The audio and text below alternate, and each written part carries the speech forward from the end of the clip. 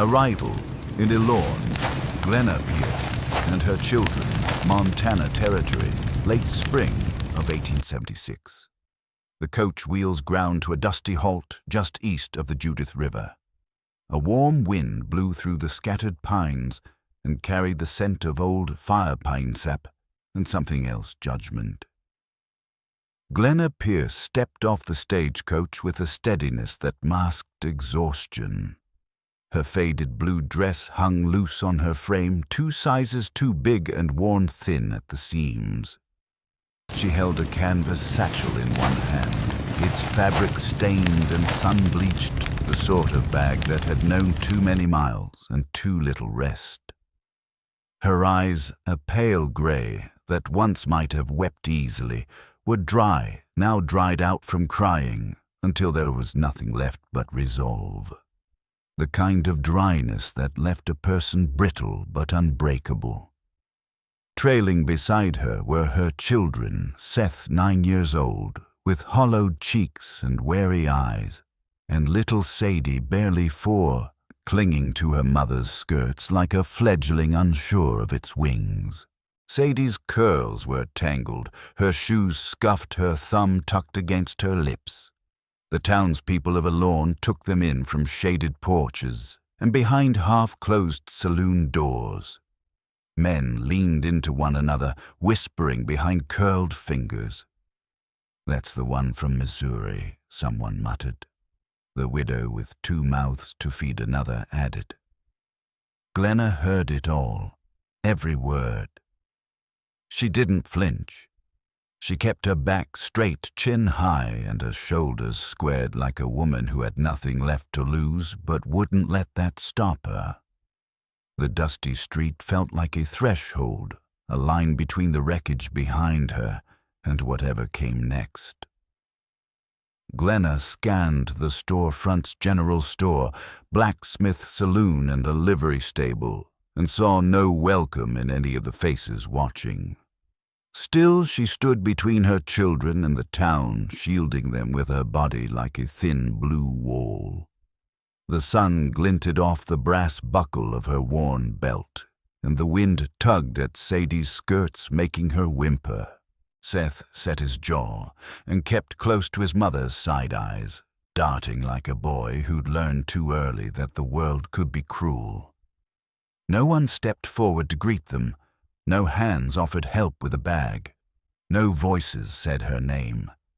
But Glenna stood there just the same, planted like a tree. She wasn't here for pity. She was here because she'd written a letter. One that might have gone unanswered if not for the man watching from across the road, hands still from work, eyes fixed on her with something other than judgment. He would come. But for now, she stood still, the wind catching in the hem of her too big dress, her children pressed against her sides. This was not a beginning, not yet. But it wasn't the end either. The first conversation. Vaughn Whitlo crosses the road. Inside the livery stable, Vaughn Whitlo paused mid-swing, the hammer in his hand, stilled above the hoof of the mare he'd been shoeing. The gossip carried easily through the gaps in the plank walls, whispers with barbed edges and cruel humor. He hadn't meant to listen, but it was hard not to when half the town was murmuring about the same woman. The widow, the one with 2 children and nowhere else to go. The one nobody picked. Vaughn set the hammer down carefully and wiped his hands on a rag that had long ago lost its clean. He stepped out into the sunlight blinking against the glare. Across the road, the woman stood like a figure from another world, foreign and familiar all at once. Her shoulders were squared, her back unbowed, despite the fatigue he could see in the way she shifted her weight from foot to foot. Her kids clung close, the older boy alert, the little girl hidden in her skirts, and she stood between them and the town like a mother grizzly without claws, ready to fend off judgment with nothing but willpower. Without thinking, Vaughn crossed the street. His boots stirred up little swirls of dust, each step steady but unhurried. The closer he got, the more he saw not just weariness in her eyes, but defiance, not just need, but grit. She didn't flinch as he approached, didn't step back. She looked him square, ready for whatever came. "You Glenna Pierce?" he asked, voice calm and low. "I am," she said, her tone unreadable, as though bracing for insult or indifference. "I'm Vaughn Whitlo." "I got your letter," he said. "I was late answering, I know. A blizzard up north cut me off, and by the time I got back they were saying no one had taken you." Glenna's jaw tensed. That about sums it up. "I do," he said, plain and firm, like a man who had made up his mind and didn't plan to unmake it. She studied him, eyes sharp. "You serious? I don't take in strays. I take in people I believe in." He tipped his hat. "And I believe in you." There was no smile, not even a flicker of amusement. Just a long look as if weighing whether to trust that he wasn't like the others. Then at last she nodded. "I've got 2 children," she said. "I see them. I don't have anything but what you see. You've got more grit than half this town." She glanced down at her children. "They've been through worse than most grown men. Then they'll fit just fine with me." It wasn't a courtship. It wasn't a rescue. It was a recognition. A mutual agreement forged in the open air and sealed with something truer than a promise. Something like belief.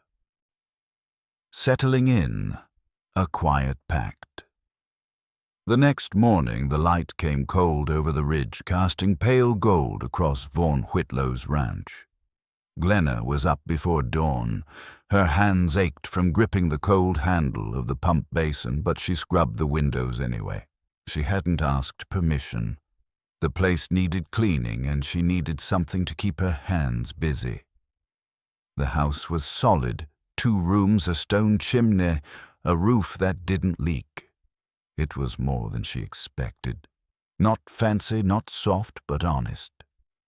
And in its silence it gave her space to breathe. Inside, Seth helped bring in firewood while Sadie sat near the hearth, tracing circles in the dust with one small finger. Glenna moved from one task to the next, cleaning each board like she was scrubbing sorrow from her bones. When Vaughn walked up with a pail of milk and saw her at the window, he stopped short. "You don't have to do all that today," he said. "I don't sit well," she replied without turning. He nodded slowly. "Neither do I." By the end of the week, the curtains had been repaired, the floors washed, and Vaughn's shirts had new seams stitched into them by a careful hand. Glenna never asked for thanks. Vaughn never offered them. But he started showing up earlier, each evening, shelling beans beside her, chopping carrots in silence. They didn't talk much, but something was growing between them, not loud or flashy, just steady. A rhythm, a quiet pact. One night, as the sun dipped behind the pines and the air carried the scent of smoke and pine sap, Vaughn sat beside her on the back steps.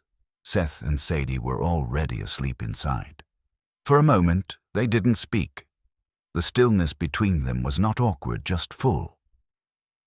"You ever think about going back east?" he asked finally.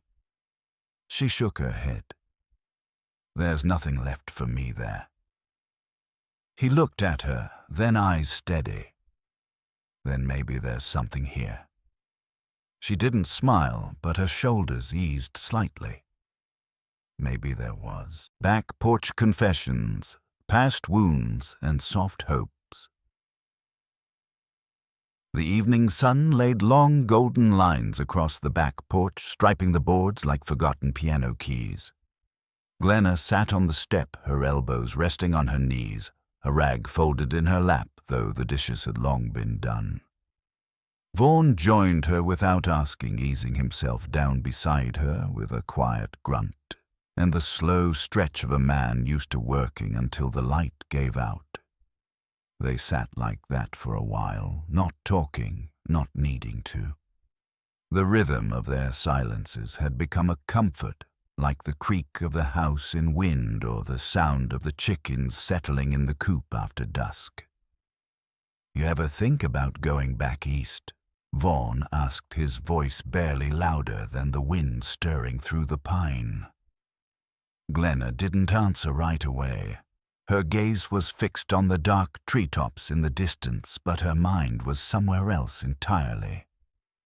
"No," she said at last. "There's nothing for me there. My husband died in a mine collapse outside Sedalia. His folks, well, they said I brought him bad luck. Told me to leave. So I did." Her voice was steady, but the edges of her words were worn. She wasn't fishing for sympathy. She was telling the truth like she might report a weather pattern, inevitable, unchangeable. "I lost my brother in the war," Vaughn said. "The house back home felt smaller after that. Couldn't breathe right inside it anymore. Folks looked at me like I should have died instead. So I left." A long pause followed, filled with the rustle of trees and the low call of a mourning dove. Glenna turned to him, her profile lit in soft amber. "Why did you answer my letter?" He shrugged a little, but not like he didn't know the answer. "You looked like you meant every word you wrote, and I wanted someone honest. I'm not easy," she warned. "I have sharp edges. I don't mind getting cut." The reply was simple, but it carried weight. The kind of weight only truth can hold. Glenna looked down her thumb, brushing the edge of the porch rail, and for the first time, something inside her began to shift just a little, like a frozen river cracking at the surface as spring thawed its surface. It wasn't a declaration. It wasn't even hope, not yet. But it was something like trust, and in that town, in that life, that was a start. Through the storm. A mother's shield. The wind came up fast, a fierce mountain breath that yanked shutters loose and twisted smoke sideways from the chimney. Clouds piled dark in the sky, and rain arrived in sudden sheets heavy and urgent. Vaughn and Glenna were already outside checking the barn's latch when a flash of white at the edge of the field caught Glenna's eye. Sadie, too curious for her own safety, had followed them into the storm. Sadie, Glenna shouted, but the girl didn't hear. A stallion inside the corral had spooked at the thunder and reared his hooves, slashing the air. Time slowed. Vaughn yelled and started to run, but Glenna was faster. She didn't think. She moved. Her body became pure instinct, driven by something older than fear, something feral and maternal, and forged in the marrow. She reached her daughter just as the stallion's hooves came down, grabbing Sadie and turning her back to take the full brunt of the kick. It caught her shoulder, knocked her sideways, and she went down into the mud with her arms wrapped around the child. Vaughn reached them seconds later, heart hammering in his ears, rain streaming down his face. Glenna was pale, gasping, her dress soaked through and stuck to her skin, but she was holding Sadie close, and the girl wasn't crying. "Not yet." "I'm fine," Glenna said through gritted teeth, though her lips trembled with pain. "You're not," Vaughn said already, lifting her into his arms like she weighed nothing. Inside the house, he stripped off her soaked dress and wrapped her in blankets. Her shoulder was already swelling, a dark bruise spreading like ink across her collarbone. She winced, but didn't cry out. "You could have died," he said, voice hoarse. "I'd do it again." He reached for her hand, rough and wet from the storm. "You're the strongest woman I've ever known." She met his eyes. You're the first man who ever saw me that way." He pulled her hand to his chest, holding it over his heart like a vow. "I don't just see you, Glenna. I care about you." For a moment, she didn't breathe. "Then, you mean that I do?" She sat up slowly, still wincing. "I care about you, too." They leaned in their foreheads, touching first, tentative and warm. The kiss that followed wasn't rushed. It wasn't desperate. It was quiet, certain. A moment earned. Outside, the storm moved off across the ridges. Inside, something new began. A home-found not-given summer came soft that year, as if the land itself approved of what was unfolding between them. The high grass in the lower pasture grew tall, brushing the rails of the fence line, and the cottonwoods along the creek thickened with green.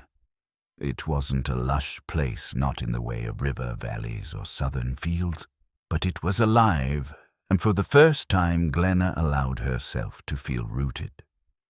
She moved through the days with purpose. The chores didn't feel like burdens. They felt like building blocks, small acts of care that shaped something larger. Vaughn mended the north fence while she worked the garden behind the house, coaxing potatoes and squash from the stubborn earth. Sadie trailed after her with a wooden spoon in hand, like it was a sacred talisman, humming to herself in a tune that had no name. Seth rode the perimeter at Vaughn's side, already learning the quiet way of watching land and livestock that Vaughn never needed to explain out loud. In the evenings, the house glowed with simple life. Glenna stood at the stove stirring beans with her good shoulder, still sore from the stallion's kick, but healing. She never complained. Vaughn would come in from the field, dust clinging to his shirt, and pause a moment in the doorway before crossing to her. "I got asked to ride north tomorrow," he said one night, setting his hat on the peg. "Old man's herd broke loose. Needs help rounding 'em up." "How long?" she asked, her hand stilled on the spoon.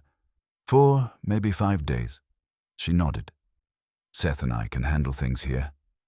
"I know you can," he said. Then softer, "But I don't like leaving you alone with the girl."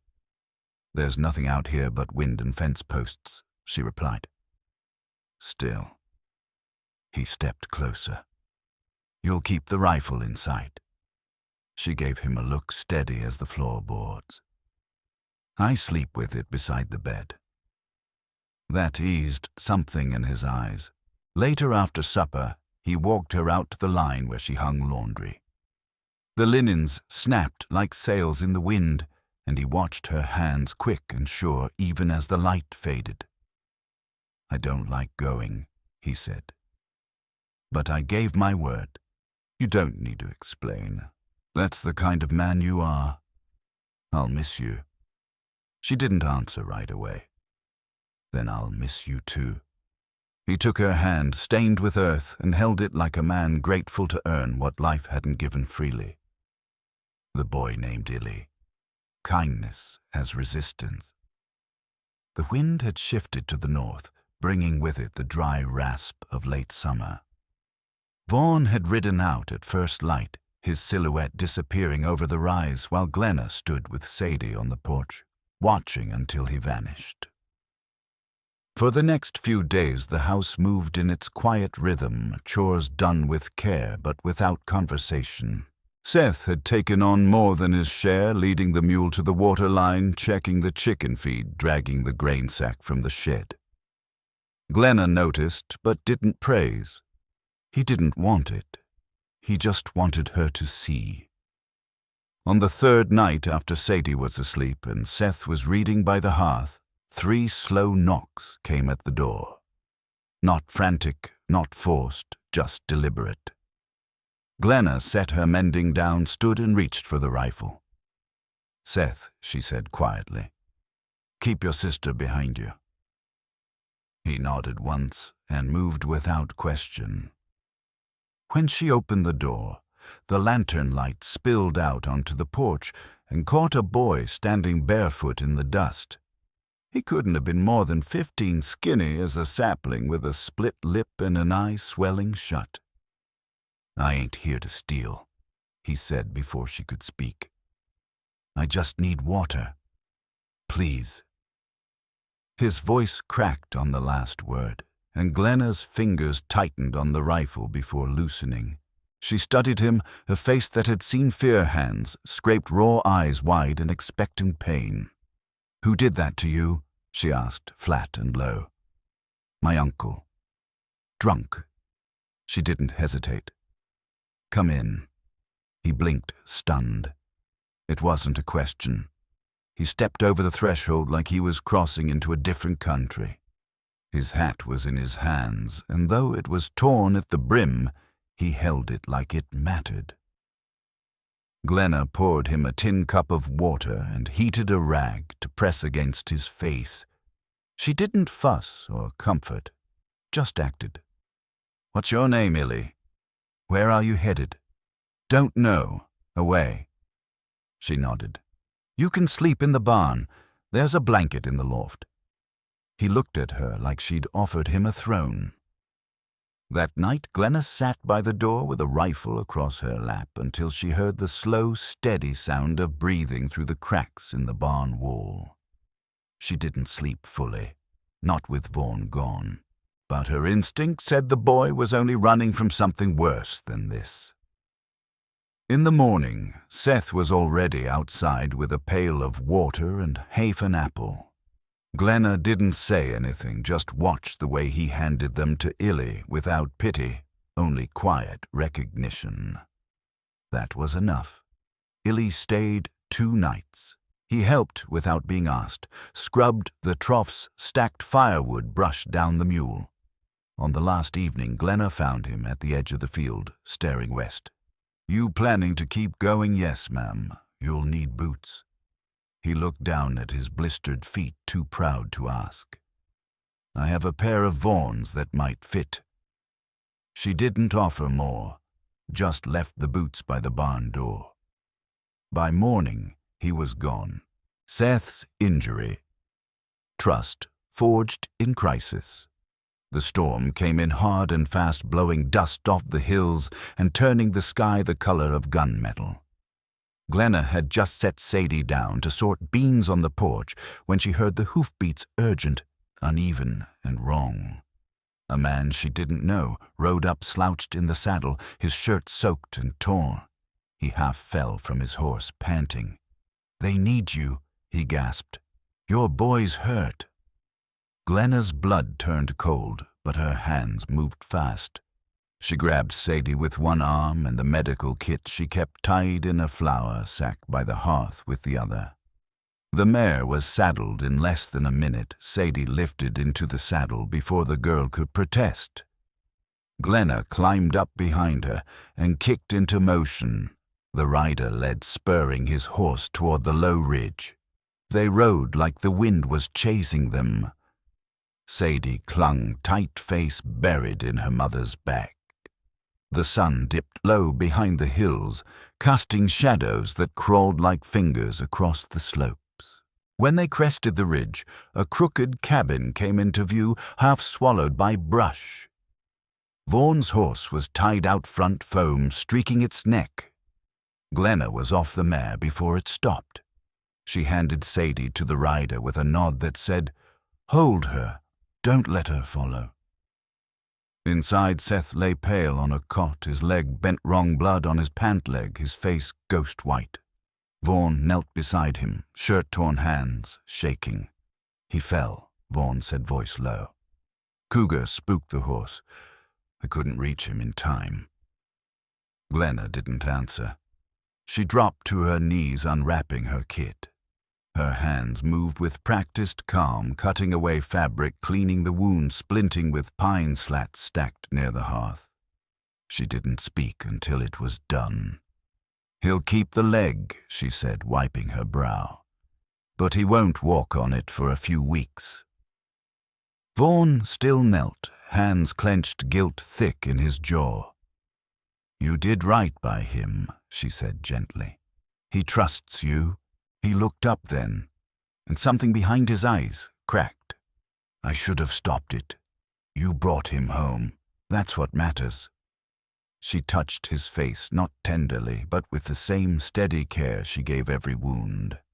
He closed his eyes, leaned into her hand. That night they stayed in the cabin. Vaughn built a fire. Glenna laid Seth near the hearth. Sadie curled at his side, thumb tucked tight. Glenna stood at the window watching moonlight stretch across the field. Vaughn came to stand beside her. When the horse spooked, he said Seth didn't cry. He held the reins till the last second. She didn't look away from the moonlight. He's yours now you know that Vaughn didn't turn. I've known for a while. Vows among cottonwoods. A quiet ceremony. The morning they rode back, the sun broke through the mist like a promise. Seth lay on the wagon bed, leg wrapped and cushioned in straw, dozing against the side rail. Sadie sat beside him, cradling the rag doll Glenna had stitched during the long nights in the cabin. Vaughn drove the team slow, careful with every turn in the road, while Glenna rode beside him, in silence, her eyes scanning the land like a mother hawk. When they reached the ranch, Vaughn carried Seth inside. Glenna had already prepared fresh linens folded and laid like ceremony. They moved around each other without speaking, without needing to. The house no longer felt borrowed, it felt lived in. It felt like theirs. 2 weeks later, the preacher came from Lewistown. Glenna wore her mother's brooch, the only fine thing she had left. Vaughn stood beside her in a clean shirt, his hair trimmed awkwardly but with care. Seth leaned on a crutch, proud and tall. Sadie held Daisy's fists tight around the stems. They said their vows beneath the cottonwood behind the barn. No crowd, no fanfare. Just sky wind and the hush of a land that had seen too many beginnings and too few happy endings. After Glenna stood with her back to the crowd, watching the horizon, Vaughn came up behind her, resting a hand on her waist. "You nervous?" he asked. "No," she said, eyes still far away. "Just remembering what, that this is the first time in my life I've wanted for nothing." He kissed her temple, the press of it quiet and steady. "Then we'll keep it that way." And they did. A threat from the past. Franklin Hayes returns. The days after the wedding were full of the soft hush that follows a storm. Autumn approached with long shadows and the sharp scent of turned earth. Glenna rose earlier, now her body, waking not from habit, but from a quiet peace. The land no longer felt like something borrowed. It pulsed beneath her boots with a kind of welcome.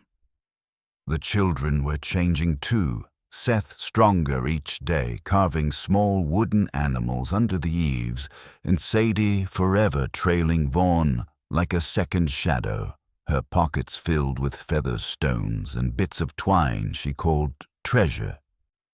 Then one afternoon the wind shifted. Vaughn came in through the back door slower than usual, his hat in his hands, dust on his sleeves, and a look behind his eyes that Glenna hadn't seen since before the vows. She turned from the basin, drying her hands, slow and deliberate. "Sheriff Rowan stopped me near the creek," he said, voice low. She didn't move. "What for?" "There's a man in town, asking questions about you. Says he's kin. Franklin Hayes." The name dropped like a stone between them. Glenna sat down at the table, pressing the towel into her lap. "He's my husband's cousin. Used to live 2 doors down in Kansas City." Vaughn nodded once. "Rowan says he's asking to speak with you directly." Her mouth thinned into a hard line. "He's not here for a visit." "He never is. What does he want?" He always had a way of making threats sound like kindness, she said. If he's come all this way, he thinks there's something here to take. Vaughn didn't speak. He didn't need to. The look on his face said what his mouth didn't. He wasn't about to let anything or anyone be taken. That night, Glenna shelled peas on the porch, her back-straight eyes fixed on the darkening road. Vaughn kept to the barn shadows, rifle close but hidden. The sky had clouded no stars above, just wind and the press of something waiting.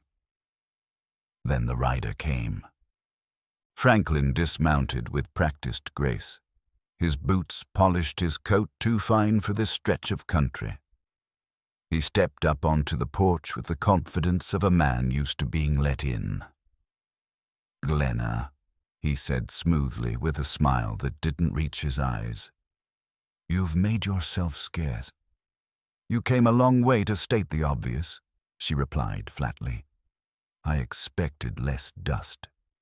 This land doesn't care what you expect." He glanced toward the barn. "You married the man who took you in. I married the man who stayed when no one else would." Franklin pulled off his gloves, voice dropping. "Your husband died owing money. I'm here to square that debt. You'll find nothing here belongs to him anymore. The children do. By blood, they're still his." That's when Vaughn stepped from the shadows. "You're not taking them." Franklin tilted his head. "You think you can stop me? I know I can." Glenna stood then. "They're not yours to claim, Franklin. You never came for Seth when his father died. Never wrote, never sent word. I'm here now. You're 5 winters too late." He turned without another word, boots lifting dust. Vaughn watched until he was gone, then came to stand beside her. "He'll be back," Glenna said. "We'll be ready," Vaughn replied. "The fight for what's theirs." The following morning, Glenna and Vaughn rode into Elorn. The town was quieter than usual, folks peering from behind curtains as the couple passed. Word traveled fast, and Franklin's name had already stirred the dust. Sheriff Rowan stood outside the post office, hat in hand, jaw tight. "I told Hayes he's got no legal standing," Rowan said as they dismounted. "But he's clever. Says he's got papers proof your husband's debts passed to the next of kin." Glenna's face was stone. "There are no papers that prove a man raised a child he never laid eyes on." Rowan rubbed the back of his neck, sighing. "I'm with you on that. But if he files with the county, it'll go to court." "Then we'll fight it proper," Vaughn said. Back home, Glenna moved through the house with quiet purpose. She opened the drawer beneath the stove, the one where she kept match tins and spare buttons, and pulled out the few letters her husband had written before his death. They were brittle now, their edges curling like secrets. She read them once just to remember. Then she took her sewing shears and sliced them into long strips. One by one she fed them into the fire. The paper blackened and curled, the past shriveling into ash. That night she sat on the edge of the bed while Vaughn undressed, his movements slow, thoughtful. She watched the muscles in his back, the way he folded his shirt with quiet respect. "You ever think we'd be fighting like this?" she asked softly. Vaughn didn't answer right away. Then he turned to her eyes, steady. "I never thought I'd have something worth fighting this hard for." She reached for his hand and pulled him down beside her. "I don't have much left from before," she said. "But what I have now, this home, these kids, it's more than I ever thought I'd earn." "You earned all of it," he said, kissing her shoulder. Outside, the wind stirred the branches. The scent of cold rode in on it, hinting at early frost. But inside the fire burned low and steady. 2 weeks later, a letter arrived from Rowan. The county judge in Lewistown had reviewed the case. Hayes had no claim, no legal footing, no custody, no rights.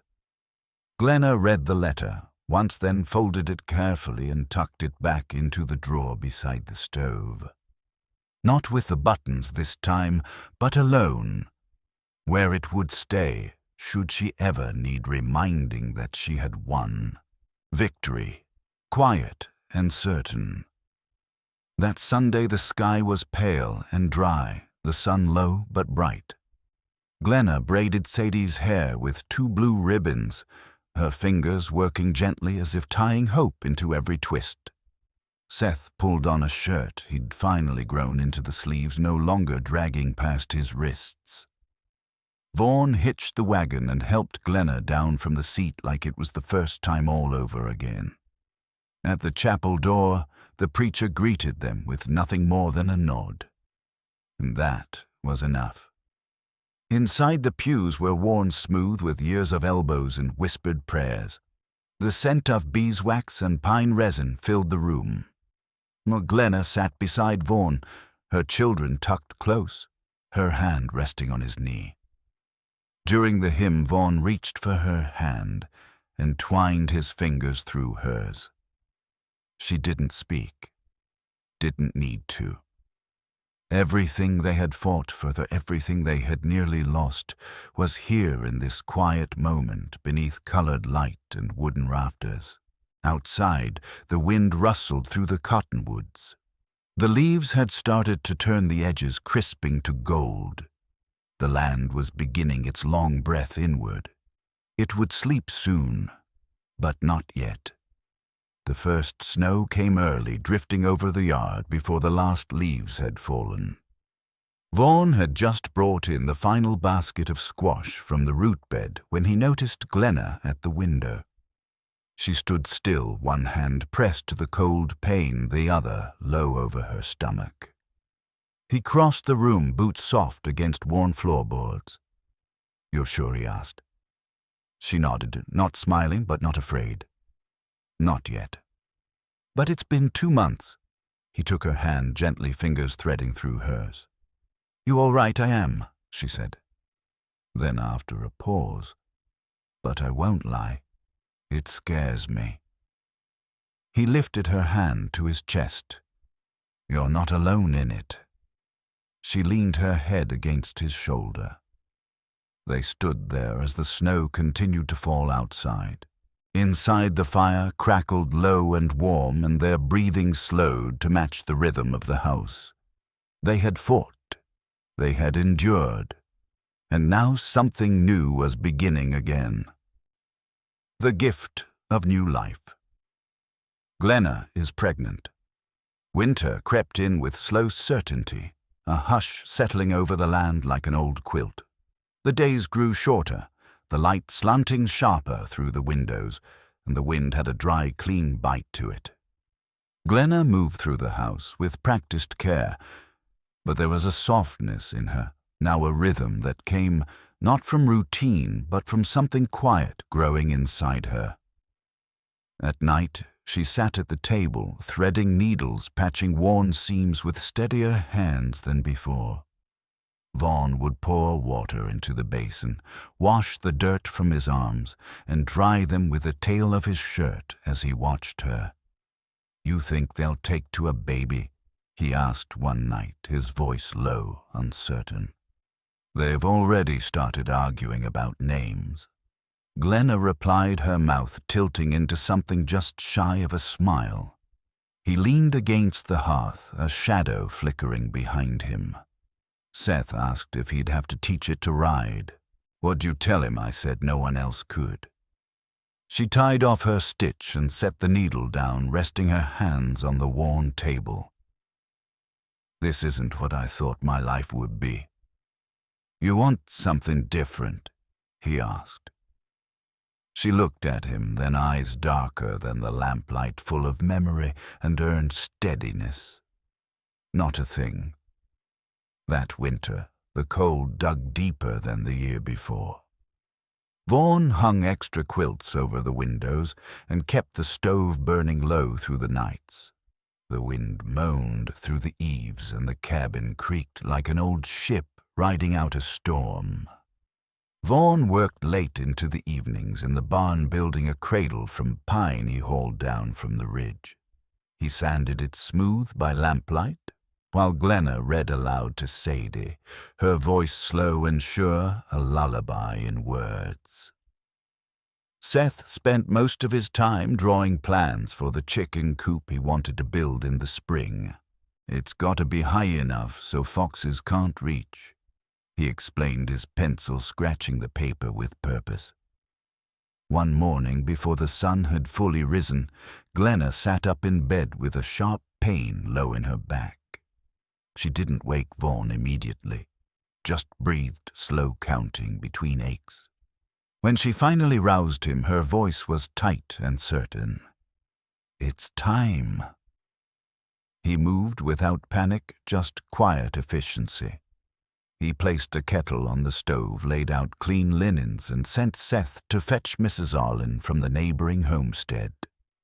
Sadie stayed close, wide-eyed, until Vaughn scooped her up gently and whispered something that made her nod, press a kiss to her mother's hand, and follow him out.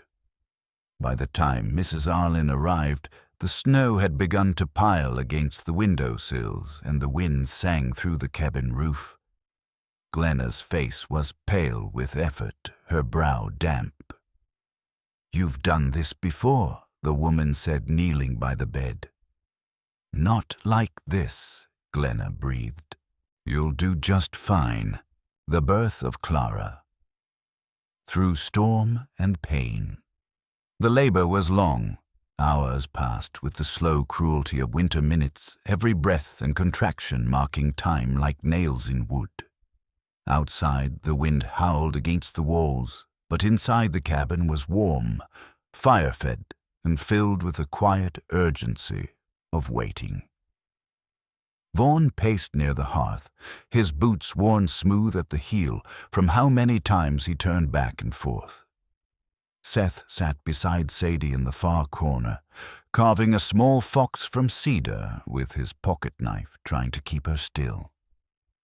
The whittling calmed his hands, gave him something to do, while their mother's cries came in waves through the thin curtain that shielded the bedroom.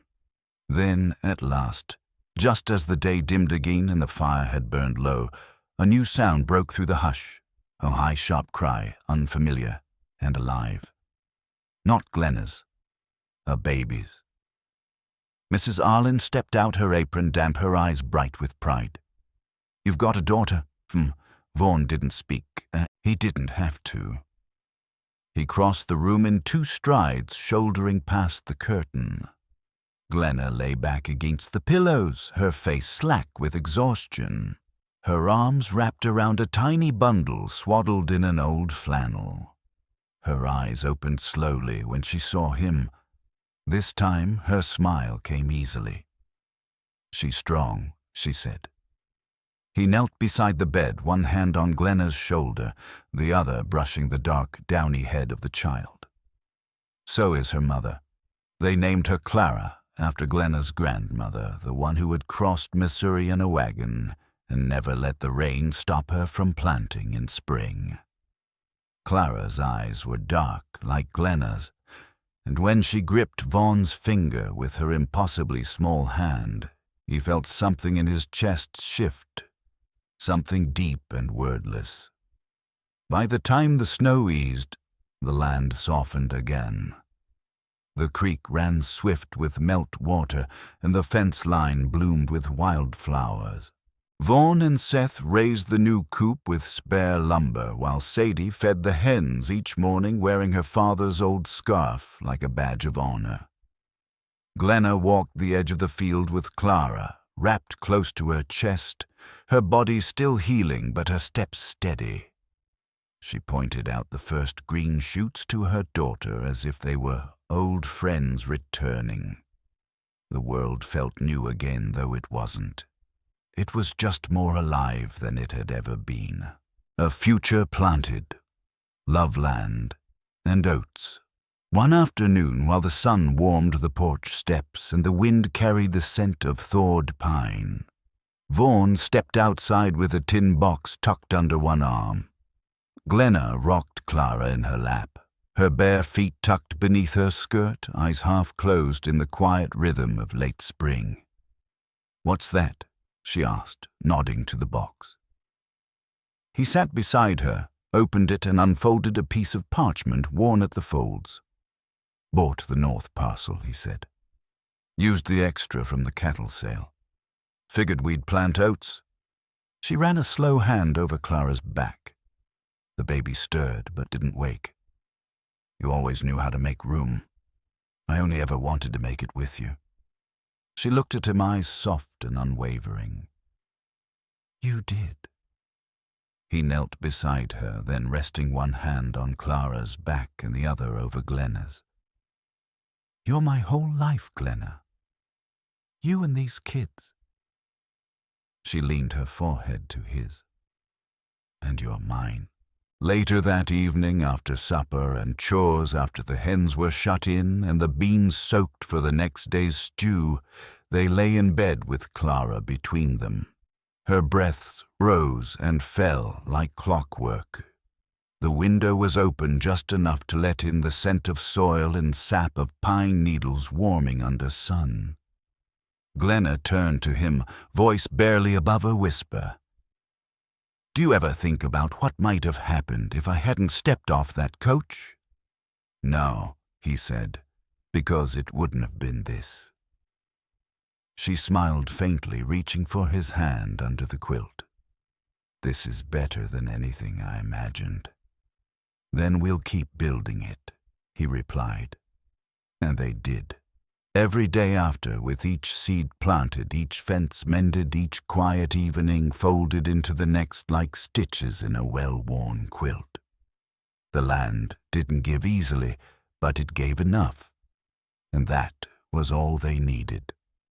What the land remembered, the past comes knocking again. Summer passed like a long, slow sigh.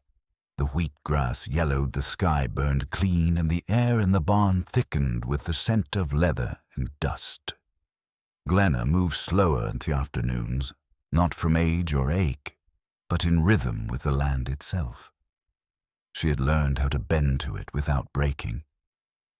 Most days Clara slept swaddled on her chest, while Sadie sorted beans beside her, humming tuneless melodies that had no words, only rhythm. Seth carved by the porch steps, careful fingers, whittling shapes from wood foxes, birds, tiny cows. Each afternoon, Vaughn rode out to check the fences coming home, dust-covered and sun-warmed, always with a nod and a kiss pressed into Glenna's hair. Then came the hoofbeats, too fast, too late in the day. Glenna stood one hand over her eyes against the sun, the other resting on Sadie's shoulder. A rider approached from the south, slumped and sweating, his shirt stained dark at the ribs. He pulled his horse to a wild halt and near fell from the saddle. "They need you," he gasped. "Your boy's hurt." Vaughn carried him to the cabin near the ridge. Closest shelter. Glenna didn't hesitate. She grabbed Sadie with one arm and the medical kit with the other. The mare was saddled in seconds, Clara left in safe arms, with the rider Glenna and Sadie galloping into the dry grass like smoke on wind. The sun dropped behind the hills as they reached the cabin, its roof slouched, half swallowed in brush. Vaughn's horse stood foamed and heaving. Inside, Seth lay on a straw cot, pale and slick with sweat. His leg was twisted blood pooling beneath his thigh.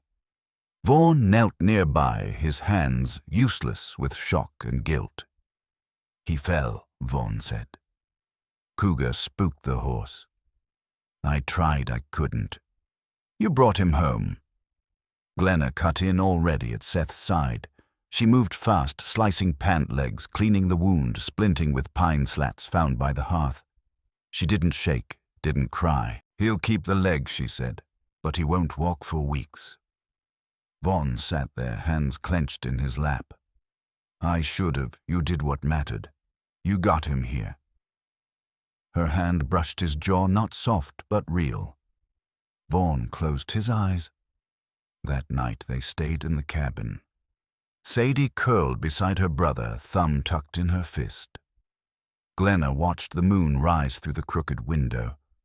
Vaughn came to stand beside her. When the horse spooked, he whispered.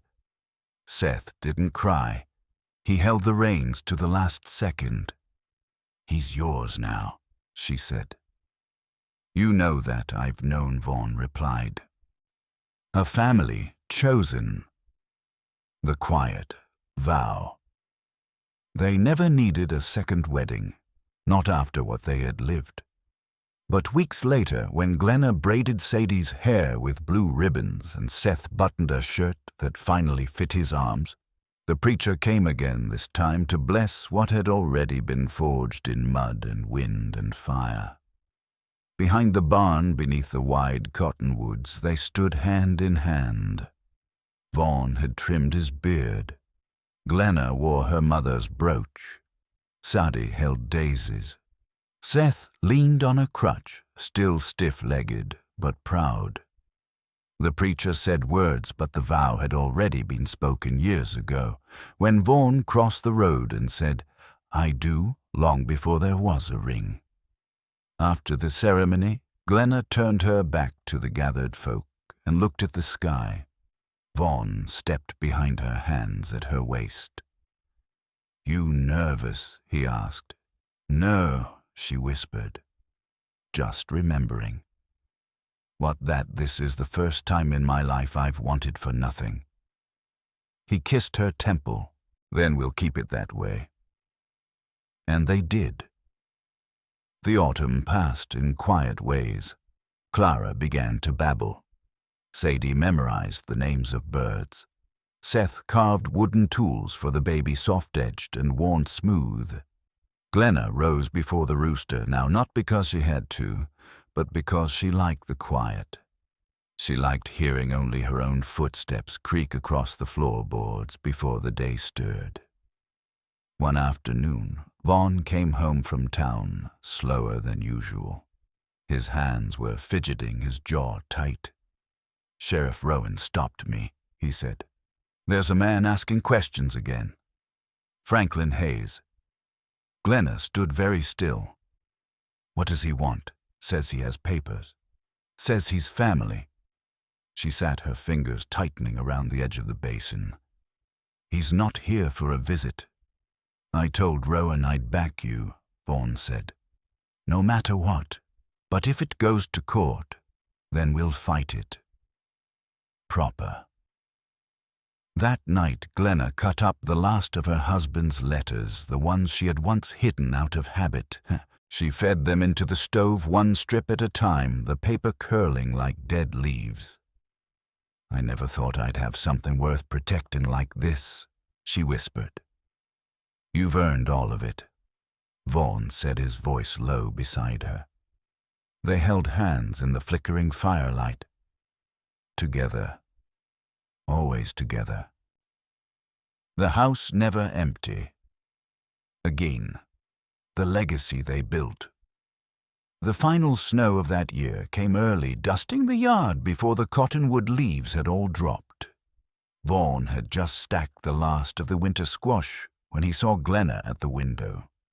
She wasn't moving, just standing there with one hand pressed low on her belly and the other against the cold glass. You're sure? He asked softly. She nodded. Not yet. But I'm late. You scared a little. You're not alone in it. That night they lay on either side of Clara, watching her chest rise and fall like the slow tide of something eternal. Glenna's voice barely carried above the hush. You ever wonder what would have happened if I hadn't stepped off that coach? No, Vaughn said. Because it wouldn't have been this. She reached for his hand beneath the quilt. This is better than anything I imagined. Then we'll keep building it. And they did. They raised Clara in the rhythm of the land. Early light warm loaves, soft laughter at supper. Seth taught Sadie to read the sky. Sadie taught Clara to whistle. Glenna taught them all how to stitch a life from the threads you're given, and Vaughn made sure there was always room to grow. By the time Clara turned 5, the new coop stood solid. The oats came in clean, and the family had settled into a life they had built plank by plank, vow by vow. They weathered dry seasons and hard winters. They buried chickens, calves, and 2 dogs, but they never buried love. Not once. The house never felt empty again, and the land, unforgiving as it was, gave back exactly what they had planted: a family, a home, a future strong enough to stand.